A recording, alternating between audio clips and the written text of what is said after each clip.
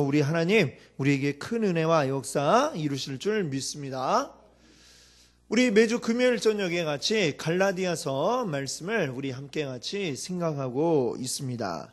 그동안 이제 갈라디아서 1장 말씀 우리가 쭉 함께 살펴오면서 지금 이제 바울이 어떤 상황 가운데 있는가라는 것을 말씀을 드렸습니다. 바울은 지금 이제 쭉 전도 여행 다니면서 이방인들이 사는 지역에 가서 교회를 세우고, 그리고 교회 그 일꾼들을 세우고 또 다음 지역으로 이동하고, 이렇게 쭉 전도 여행을 하는 가운데 있는데, 이제 갈라디아 교회도 그렇게 세우고 다른 지역으로 갔는데 갈라디아 교회의 소식을 그 다른 데서 듣게 되었습니다.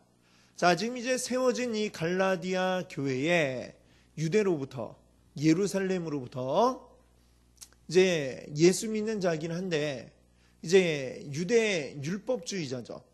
율법을 벗어나지 못한 이 율법주의자가 와서 이 갈라디아 교회에 믿기 시작한 이방인들에게 말하기를, 당신들 예수 믿어도 소용없다. 할례 받아야 된다.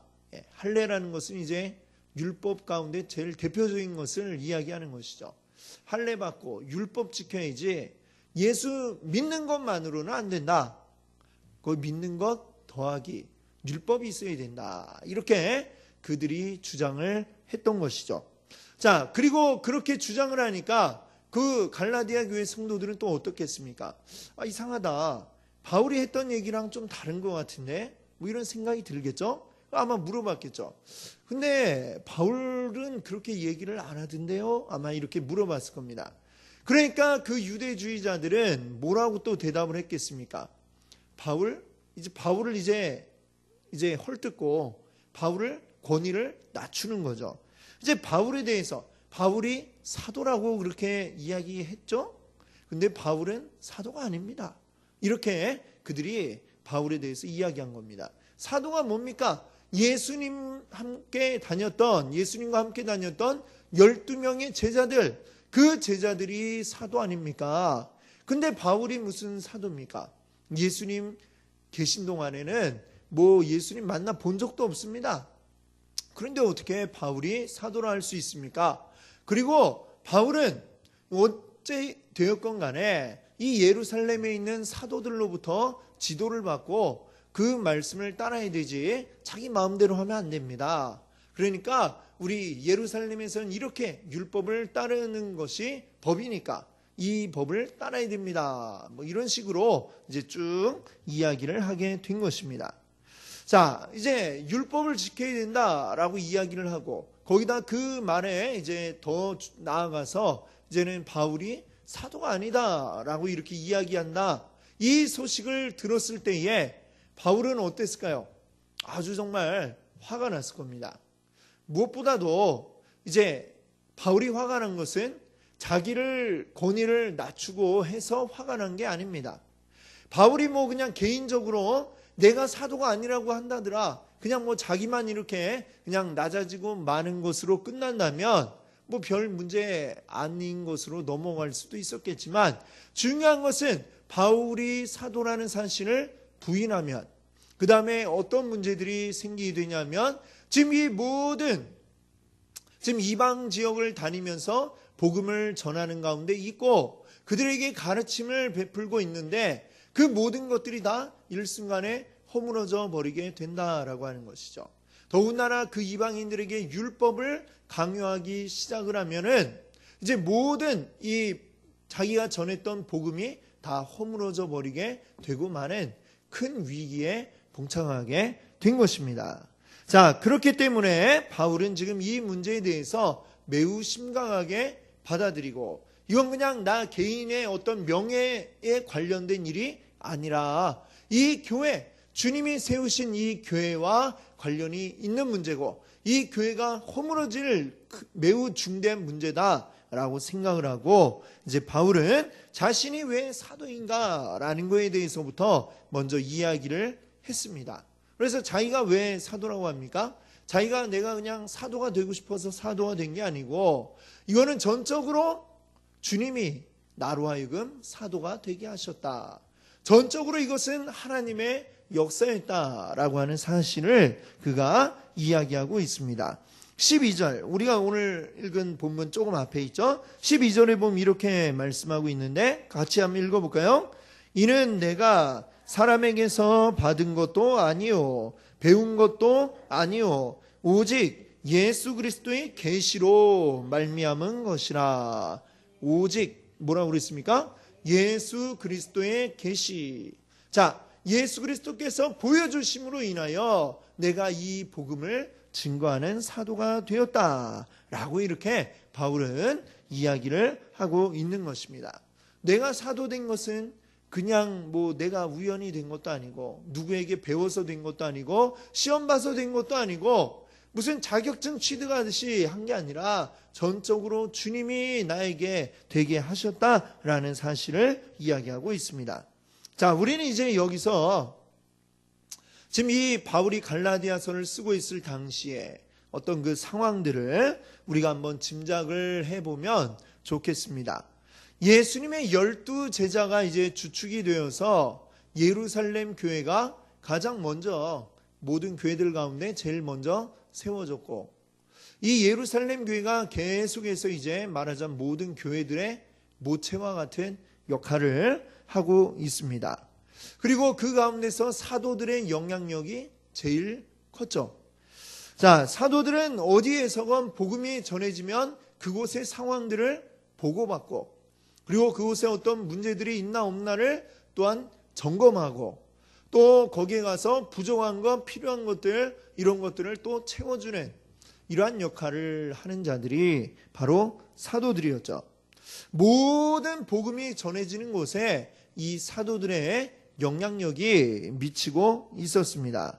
자, 예를 들면 사도행전 8장에 보면 빌립 집사가 사마리아로 가서 복음을 전했습니다. 빌립 집사가 복음 전할 때에 많은 사마리아인들이 듣고 이제 은혜 받고 성령이 이제 그런 많은 이들이 이제 예수 믿겠다고 몰려오는 역사가 있었습니다. 그 이야기를 듣고 예루살렘 교회에서는 어떻게 했습니까? 베드로와 요한 이 두 사람을 이제 사마리아로 파견을 보낸 거죠. 가서 이제 보니까 이 많은 사람들이 예수 믿겠다고 모였는데 아직 성령 받지 못했구나. 그리고 그들을 위해서 막 기도하니까 사마리아에도 성령의 역사가 나타나는 이 이야기가 사도행전 8장에 나오지 않습니까? 자, 이런 식이었습니다. 먼저 이제 사람들이 가서 복음 전하면 그곳에 또 사도들이 가서 또 그곳의 상황들을 살펴보고 모두 이렇게 하나씩 챙기는 그런 가운데 있었고, 그러니까 이 사도들의 영향력은 굉장히 컸습니다.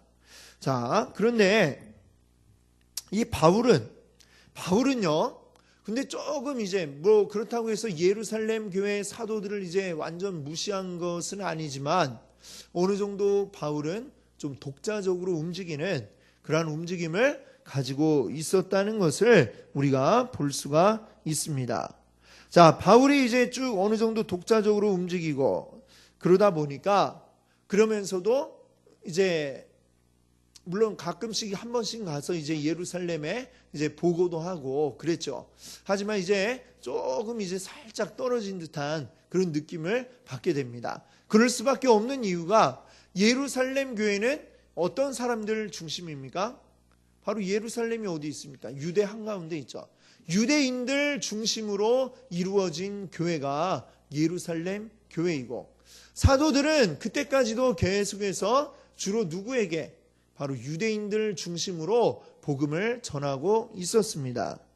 자, 그런데 바울은 그렇지 않았죠. 바울은 주로 누구를 대상으로 복음을 전했습니까?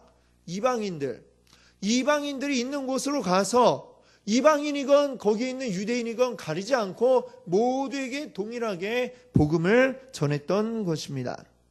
자, 그렇게 이방인들 가운데 있고 하다 보니까 자, 어느 정도 이게 좀 거리감이 있을 수밖에 없었죠. 이제 선교에 중점을 두는 대상이 차이가 있었기 때문입니다. 자, 물론 예수님께서도 이 12 제자들에게 사도들에게 말씀하신 게 어떤 것입니까? 이 사도행전 1장 8절을 보면 오직 성령이 너희에게 임하시면 너희가 권능을 받고 그 다음에 예루살렘과 온 유대와 사마리아와 땅끝까지 이르러서 내 증인이 되리라. 이렇게 주님이 말씀하고 있지 않습니까? 근데 이 유대인들은, 이 사도들은, 예수님의 제자들은 이 말씀을 굉장히 이제 유대적으로 그렇게 생각을 했던 것이죠. 예수님이 땅끝까지 가서 복음 전하라 라고 했지만 이것을 어디까지나 유대인들 중심으로 복음을 전하라는 그런 의미로 그들은 생각을 했던 것 같습니다. 왜냐하면 모든 유대인들이 예루살렘 유대에만 있는 게 아니고요. 그 오랜 역사 동안 포로로 또 이렇게 또 식민지로 이렇게 있다 보니까 많은 사람들이 다른 나라에 가서 살았습니다. 웬만한 곳에는 다 유대인들이 이미 가 있는 그런 상황이었죠. 그러니까 땅끝까지 가서 거기에 있는 유대인들에게 복음을 전하라. 아마 이런 의미로 이 사도들은 생각을 했던 것 같습니다. 그러다 보니까 이방인들에게 복음 전한다는 게 이렇게 썩 이렇게 내키지 않는 상황이었죠. 어쨌거나 이 유대인들은 전통적으로 계속해서 율법 아래에 있어 왔던 것을 우리가 알고 있습니다.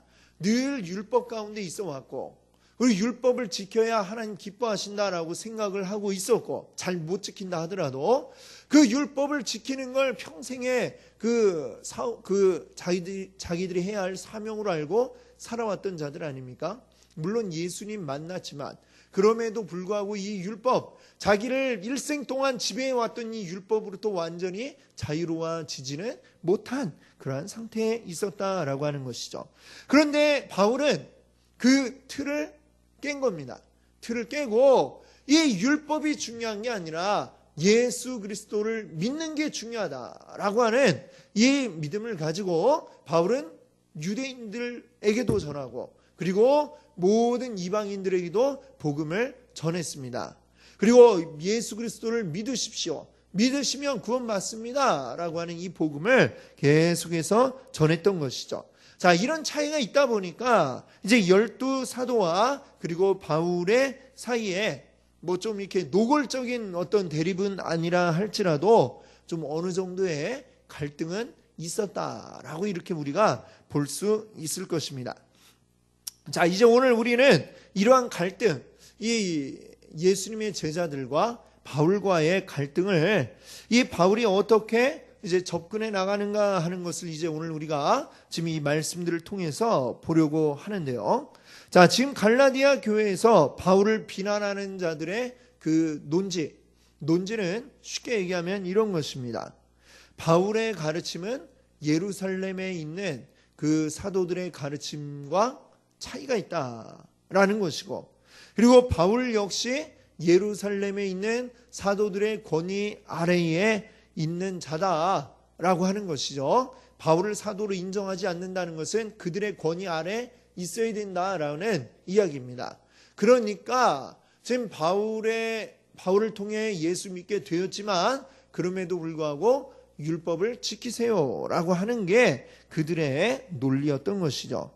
자, 여기에 대해 바울은 자신의 사도권에 대해서 이제 분명히 이야기를 했습니다. 내가 사도가 된 것은, 나는 사도고 내가 사도가 된 것은 나로 인해서가 아니라 예수 그리스도로 나를 부르신 하나님의 은혜로 된 것이다. 이렇게 말씀했고요. 자, 그러면서 자신은 예루살렘에 있는 그 사도들의 권위 아래에 있지 않다라는 사실을 이제 또 강조해서 이야기를 합니다. 자기가 전하는 이 복음은 예루살렘의 사도들에게서 내가 배우거나 한 것이 아니다라고 하는 것이죠. 오직 예수 그리스도께서 나에게 계시해 주신 그대로 내가 전하는 것입니다. 라고 이야기를 하죠. 그러니까 이 이야기를 하면서 바울은 이제 오늘 말씀해 보면 이제 무엇을 얘기하느냐? 내가 예수 믿고 난 후로 사실은 사도들과 거의 접촉한 일이 없다라는 점을 이야기합니다. 왜? 그걸 통해서 내가 사도들의 이 영향 아래 있는 게 아니라 내가 전하는 이것은 나는 분명히 하나님의 은혜로 사도가 되었고 예수 그리스도가 나에게 보여주신 계시하신 그것을 내가 전하는 것이다. 이것이 그 유대에 영향을 미치고 있는 사도들과 조금 차이가 있다 할지라도 내게 잘못된 게 아니다라는 사실을 강조하기 위해서 나는 그래서 그들에게 어떤 배운 것도 아니고 라는 사실을 이제 강조해서 이야기를 하고 있습니다. 그래서 이제 12절을 보시면은 오직 예수 그리스도의 계시로 말미암은 것이라 이렇게 말씀하고 있죠. 자, 그다음에 이제 16절 오늘 우리가 함께 읽었던 16절을 보시면 그의 아들을 이방에 전하기 위하여 그를 내 속에 나타내시기를 기뻐하셨을 때에 내가 곧 혈육과 의논하지 아니하고 이렇게 말씀하고 있죠. 자, 여기서 혈육이라고 하는 말은 이제 사람이라고 하는 그런 의미로 우리가 생각할 수 있겠습니다. 그러니까 혈육과 의논하지 않았다라는 이야기는 내가 다른 사람들과 의논하지 않았다. 이렇게 우리가 생각할 수 있겠죠. 다메섹으로 가던 길에 예수 그리스도를 만나고 그리고 곧 복음을 전하게 되는 이 과정 속에 바울은 어떤 사람의 의견도 묻지 않았고 그 사람의 뜻을 따르지도 않았고 오직 지금 자기는 하나님의 뜻대로 내가 행하고 있는 것입니다. 라는 사실을 지금 바울이 이렇게 이야기하고 있는 것입니다. 자, 그리고 17절을 볼까요? 또 나보다 먼저 사도된 자들을 만나려고 예루살렘으로 가지 아니하고. 자, 여기 보니까 나보다 먼저 사도된 자들. 자, 이런 표현을 쓴 것을 보면 지금 이 나보다 먼저 사도된 자들은 누구를 이야기하는 겁니까? 예수님의 제자들, 12제자들을 이야기하는 거죠. 그런데 자, 나보다 먼저 사도되었다라는 얘기는 지금 누구도 사도라는 얘기예요. 바울 나 자신도 사도다라는 그러한 표현이 되겠습니다. 지금 바울이 예수 믿은 후에 지금 그가 예루살렘으로 가지 아니하던 그때에 이미 뭐가 되었다는 얘기예요? 자신은 이미 그때 사도였다. 이미 사도가 되었다라고 바울이 이야기하고 있는 것입니다. 자, 그러면 바울과 다른 예루살렘 사도들과의 차이는 무엇일까요? 다만 시간적인 차이가 있을 뿐입니다. 다른 예루살렘의 그 12사도들은 어땠어요? 예수님이 살아계실 때 이미 함께해서 사도되었던 자들이고 바울은 그 후에 나중에 사도가 된 자라는 차이가 있을 뿐이지 그 12사도와 나와 아무런 차이가 없다. 그들도 사도요 나도 사도다라고 바울은 이렇게 이야기하고 있는 것입니다. 시간적으로만 나는 늦은 사도이지 직분상에 있어서 하는 일에 있어서 전혀 차이가 없다. 이렇게 강조하고 있는 것입니다. 자, 그리고 나서 이제 바울이 이야기하죠. 17절 보니까 예루살렘으로 가지 아니하고 이렇게 이야기하는데 굳이 이것을 왜 썼는가 한번 우리 생각을 해볼까요? 이미 말씀드린 것처럼 지금 예루살렘 교회의 이 사도들은 굉장한 영향력을 이제 초창기에 이 초대교회에서 미치고 있었던 것이 사실입니다. 모든 그 복음이 전해질 때에 어떻게 전해지고 지금 어떤 일이 일어났고 모든 것을 다 이 사도들이 알고 그것을 또 조정할 일은 조정하고 이렇게 그들의 어떤 그 지휘 아래 모든 것들이 일사불란하게 이루어져 나가고 있었습니다. 이것이 잘못된 것은 아니죠. 예수님께서 이 제자들을 통해서 이 교회가 잘 굴러나갈 수 있게 이미 그렇게 예수님께서 그들에게 부여한 권위가 이 사도들에게는 있었습니다. 자, 그래서 이제 예수님이 또 이 제자들을 훈련시키셨던 것이기도 하고요. 자, 예수님의 제자들이 이 모든 교회 일들을 다 관리하고 있는데 근데 그들이 이 소식을 들었습니다. 어떤 소식이요? 누군가에게 예수 그리스도가 나타나셨다라는 이야기를 들은 것이죠. 자, 이 사도들은 다 봤습니다. 그들의 눈앞에서 예수 그리스도가 하늘로 공중으로 올라가시는 것을 다 봤는데, 그런데 그 예수님이 또다시 이 땅 가운데 오셔서 누군가를 만나셨다라고 하면 이것은 지금 굉장히 특별한 일이죠. 그리고 이 사도들이라면 반드시 이게 너무나도 놀라운 일이기 때문에 이 사건이 어떻게 된 것인지 그것을 알아보려고 해야 정상일 것입니다. 그리고 바울도 역시 자기가 이제 교회의 구성원이 되었을 때에는 이 사도들에게로 가서 내가 어떻게 해서 예수 그리스도를 만났다라고 설명을 하는 것이 그 교회 안에서는 어떻게 보면 이제 순리적인 그러한 모습이었을 것입니다. 그런데 바울은 굳이 예루살렘으로 가지 않았다라는 것이죠. 그리고 그는 오히려 아마도 보면 이제 다메섹에서 예수 그리스도를 만나고 거기 다메섹의 아나니아에게 이제 안수를 받고 그러고 복음 전하다가 거기에 있는 또 유대주의자들이 바울을 죽이려고 하죠. 그래서 도망 나오는 일이 나옵니다. 그러고 나서 아마도 곧 그 쭉 동쪽으로 가면 이제 아라비아 사막이 이제 쭉 펼쳐져 있는데 그렇게 해서 아마 다메섹으로부터 아라비아로 갔을 것이다 라고 이렇게 생각이 되는 것이죠. 근데 왜 아라비아로 갔느냐? 사실은 이제 그것은 이 성경에 어디에도 그 이유가 나와 있지 않습니다. 왜 거기에 갔는가? 그걸 왜 별다른 설명을 하고 있지 않느냐 하면 지금 바울이 이 이야기를 적을 때에 거기로 왜 갔는지는 중요하지 않았기 때문에 적지 않은 것입니다. 지금 바울에게 뭐가 중요하냐? 아라비아로 내가 갔다는 사실이 더 중요한 거죠. 자, 왜요? 내가 예루살렘으로 가지 않았다. 그리고 아라비아로 갔다라는 사실이 중요하지 왜 갔는지가 중요하지 않다는 것입니다. 물론 하나님의 어떤 인도하심에 따라서 바울이 아라비아로 갔고 분명히 무슨 이유는 있었겠지만 지금 이제 우리에게는 알려져 있지 않고 중요한 것은 바울이 지금 여기에 그 이야기를 적었다는 것은 내가 사도들을 만나지 않았다. 사도들에게서 뭔가를 배우지 않았다. 라고 하는 그 사실을 지금 강조해서 이야기하고 있는 것입니다. 자, 그러고 나서 이제 다시 다메섹으로 아라비아로 갔다가 다메섹으로 갔습니다. 이렇게 이야기하고 있습니다. 자, 그러고 나서 시간이 흘러서 바울은 또다시 이제 예루살렘에 갈 기회가 있었습니다. 18절과 19절을 보시면 자, 같이 한번 읽어볼까요? 그 후 3년 만에 내가 게바를 방문하려고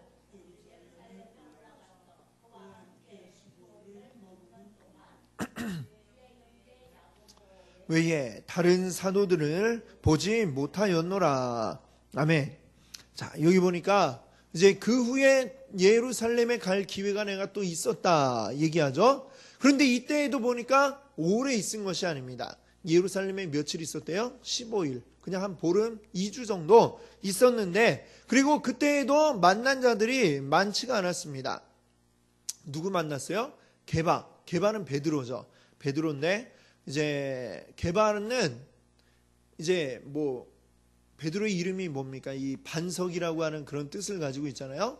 그 반석을 뜻하는 이제 아람어가 게바이고 헬라어가 이제 베드로 이렇게 되었기 때문에 그 시대에 이제 주로 쓰고 있던 말이 아람어입니다. 아람어. 그래서 이제 아람어로 해서 게바라고 이렇게 부르는 것이고 바울도 뭐 역시 마찬가지로 사울이라는 본래 이름이 말하자면 자기들 유대인들 원래 쓰던 그 말이고 헬라어로 바꾸면 바울이라고 이렇게 불리는 거죠. 이제 같은 식입니다.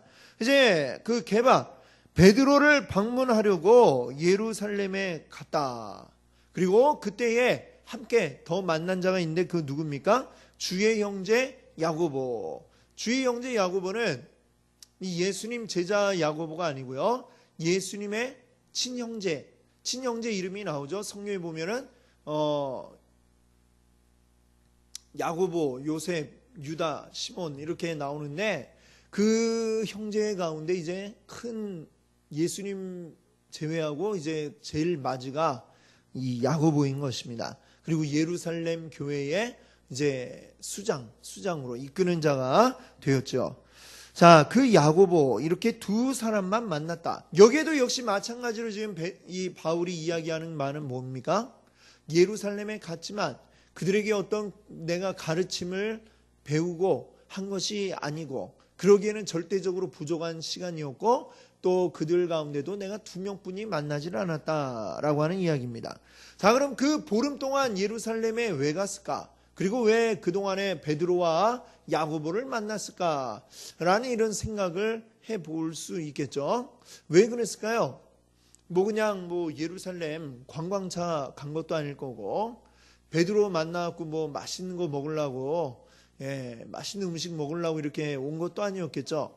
무슨 친목도모로 온 것도 아니고 목적이 있을 텐데 또 정확히 나오지는 않지만 우리가 생각해 보면 이 바울이 예수님을 만난 것은 지금 예수님이 승천하신 이후에 이제 만났다는 것이죠.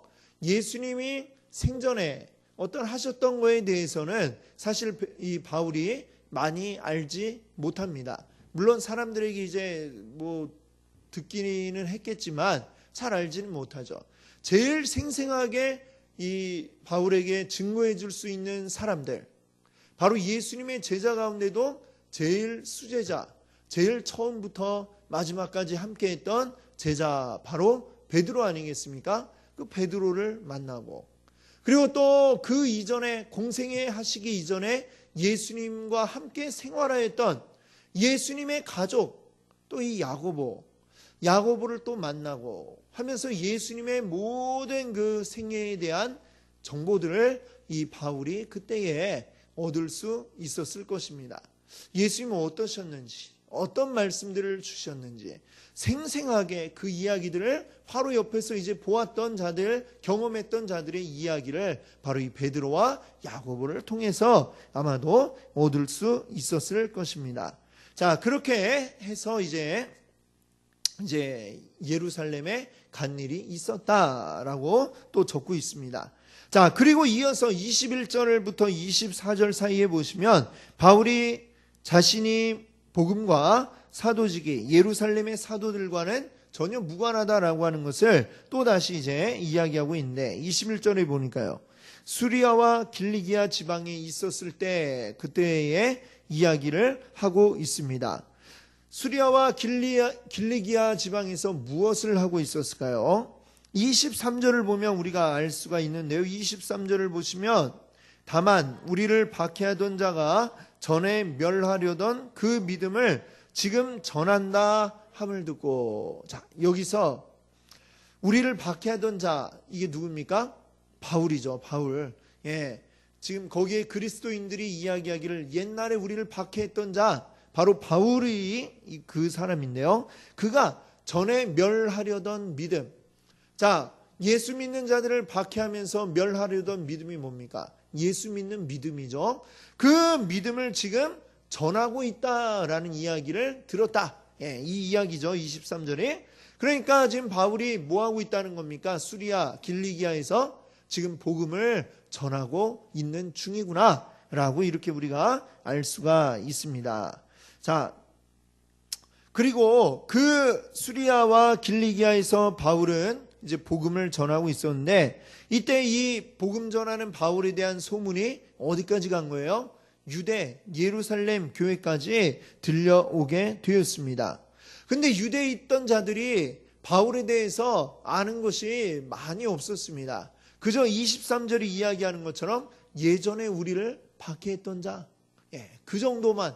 그리고 그가 지금은 복음을 전한다, 이 정도만 알지 심지어는 얼굴도 아는 자가 거의 없었다라고 하는 것입니다.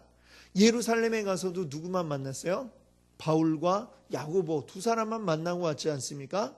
그러니까 얼굴 아는 사람도 거의 없는데, 그런데 하여튼 그 자가 지금 저 길리기아 그리고 또 어디요? 수리아 지역에서 복음을 전하고 있더라. 이 이야기를 듣고 어떻게 이런 놀라운 일이, 옛날에 우리를 핍박하던 자가 이제는 전하고 있다니 할렐루야 하면서 하나님께 영광을 올려드리는 그러한 일들이 지금 이제 유대 교회 가운데 있었다라고 적고 있는 것이죠.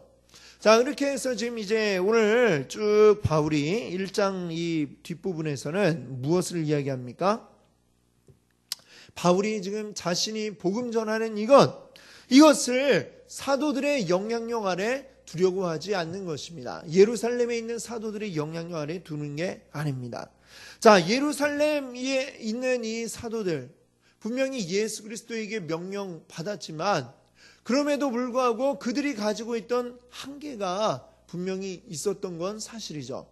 예수님이 땅끝까지 이르러 복음 전해라 라고 했지만 그럼에도 불구하고 자기들이 일평생 해왔던 이 율법의 굴레에서 완전하게 벗어나지는 못한 이런 모습을 보여주고 있고, 그래서 어쨌거나 우리는 유대인들을 중심으로 해서 복음을 전해 나가야 되겠다. 아예 이방인에 대한 생각이 없지는 않았겠지만 유대인들을 중심으로 해서 그 일들을 조금씩 어떻게 보면 사도행전에 보면 너무 잘 그게 안 되니까 예수님이 하나님이 강제적으로 그 일들을 하시잖아요. 그렇죠?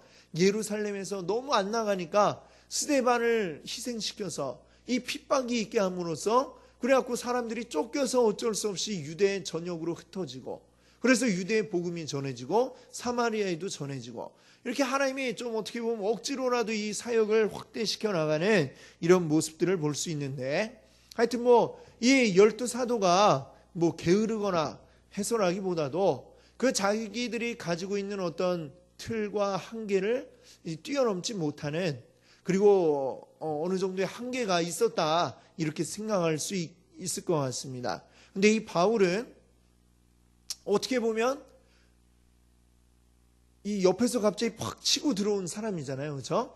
어떻게 보면 바울도 12제자처럼 그들 가운데 쭉 있었더라면 그렇게 하기 힘들었겠지만, 이 갑작스럽게 예수님을 만나고 새롭게 이렇게 딱 뛰어들어오게 되니까 기존의 어떤 그 틀에 얽매이지 않고 이방인에게도 복음을 전할 수 있는 그런 일을 할 수가 있었을 것입니다. 그랬기 때문에 사실 이제 예수님도 이 바울을 부르신 거겠죠. 자, 그렇게 해서 이 바울이 이제 복음을 이방인들에게도 전하게 되었습니다. 자, 그 이야기, 그 과정들을 이제 쭉 설명하는 것들을 오늘 우리가 이 갈라디아서 1장을 통해 보게 되는데요. 이 말씀을 통해서 우리가 이제 다시 한번 우리가 깨달을 수 있는 것은, 우리 사람의 생각, 또 사람이 가지고 있는 어떤 전통, 이런 것들이 하나님의 뜻을 가로막아서는 안 된다라고 하는 사실을 우리가 기억해야 되겠습니다.